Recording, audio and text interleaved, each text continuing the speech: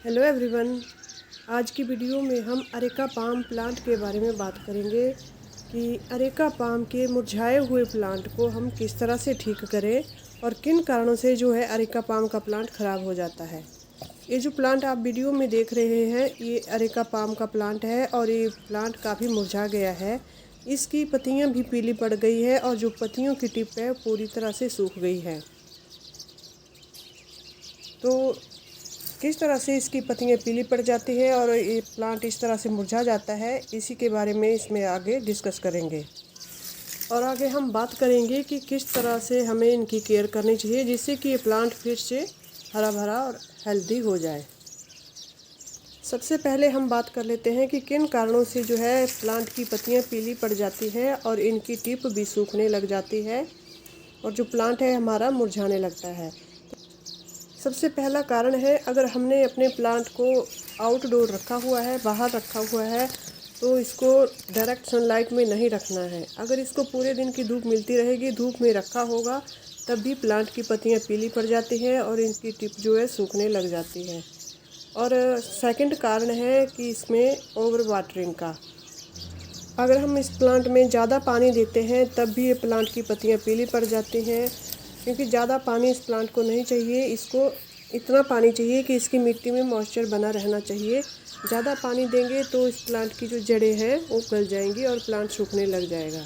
अगर इसको कम पानी देंगे तब भी इसकी जो पत्तियां हैं वो मुरझाने लग जाएंगी और इसकी पत्तियों की टिप भी सूखने लग जाएंगी। इसमें अंडर वाटरिंग भी नहीं करना है और ओवर वाटरिंग भी नहीं करना है। और तीसरा जो कारण होता है वो होता है इंसेक्ट अटैक का। जो हमारे प्लांट में छोटे छोटे इंसेक्ट आ जाते हैं, अगर हमने उनकी तरफ ध्यान नहीं दिया तब भी प्लांट सूखने लग जाता है। जैसे ये वाला प्लांट है तो इसमें नीचे बहुत ज़्यादा छोटे छोटे इंसेक्ट आ गए हैं।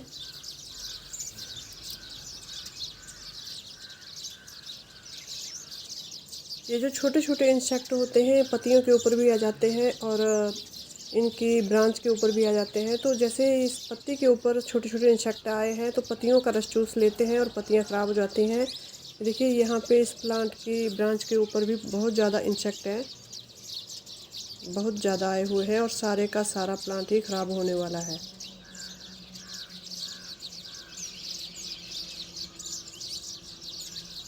अगर इस तरह का इंसेक्ट अटैक प्लांट के ऊपर है या किसी ब्रांच के ऊपर है, जैसे इन पत्तियों के ऊपर भी है, तो ऐसी पत्तियों को प्लांट से निकाल देना है।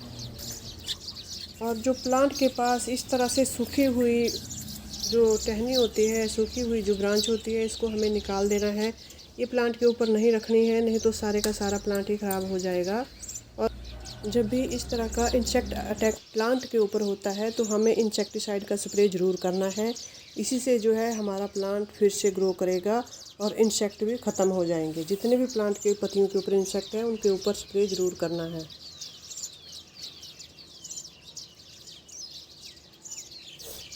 ये तो पूरे का पूरा प्लांट ही इंसेक्ट से भरा हुआ है।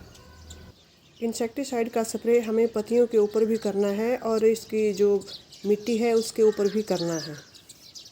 अगर हमारा अरेका पाम ग्रो नहीं कर रहा है, उसकी पत्तियां पीली पड़ रही हैं, तो उसका एक कारण ये भी होता है कि जैसे हमारा प्लांट बड़ा हो जाता है और गमला छोटा हो जाता है और तो इसकी रूट बाउंड हो जाती है। इस कंडीशन में भी प्लांट जो है अच्छी तरह से ग्रो नहीं करता और इसकी पत्तियां पीली होने लगती हैं, पत्तियों की टिप भी सूखने लगती हैं। ये भी इसका मेन कारण है। अगर ऐसा हो गया हो तो हमें अपने प्लांट की रिपोर्टिंग कर देनी है, उसको किसी बड़े गमले में शिफ्ट कर देना है। जो भी अरेका पाम की पत्तियां पीली हो जाती हैं और पीली होने के बाद मुरझा जाती है, ऐसी पत्तियों को हमें ट्रिम कर देना चाहिए, अपने प्लांट के ऊपर नहीं रखना चाहिए। किसी सीजर से भी कर सकते हैं।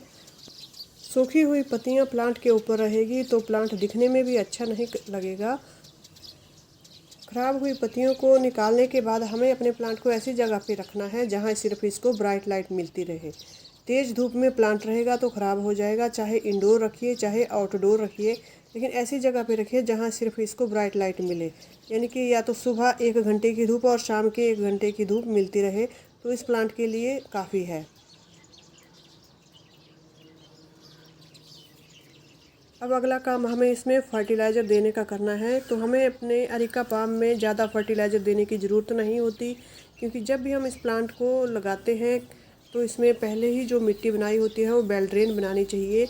वेल ड्रेन मिट्टी बनाने के लिए हमें 50% गार्डन सॉइल, 30% कंपोस्ट और 20% रिवर सैंड लेनी चाहिए।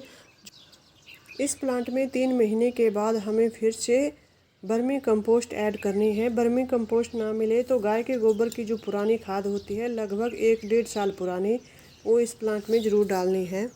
बर्मी कंपोस्ट में नाइट्रोजन की मात्रा काफ़ी अच्छे से होती है, तो इसको डालने से हमारे प्लांट में काफ़ी अच्छे से ग्रोथ होती है।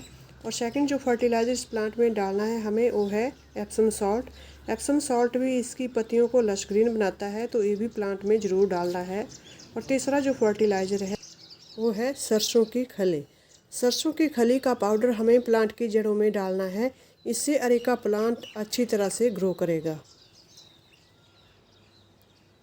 फर्टिलाइज़र डालने के बाद हमें प्लांट में पानी डालना है कम मात्रा में, जिससे कि प्लांट की जो मिट्टी है इसमें नमी बनी रहे, मॉइस्चर बना रहे। जो प्लांट के ऊपर इस तरह से सूखी हुई ब्रांचेज होती हैं उनको भी हमें कट कर देना चाहिए। तो इस तरह से हमें अपने अरेका पाम की केयर करनी चाहिए, उसको ब्राइट लाइट में रखना चाहिए। मुरझाई हुई पत्तियों को प्लांट से निकाल देना है। और इसमें अगर इंसेक्ट अटैक है तो इंसेक्टिसाइड का स्प्रे करें, और इसमें ओवर वाटरिंग भी नहीं करें, अंडर वाटरिंग भी नहीं होनी चाहिए। फर्टिलाइज़र में वर्मी कंपोस्ट ज़रूर ऐड करें।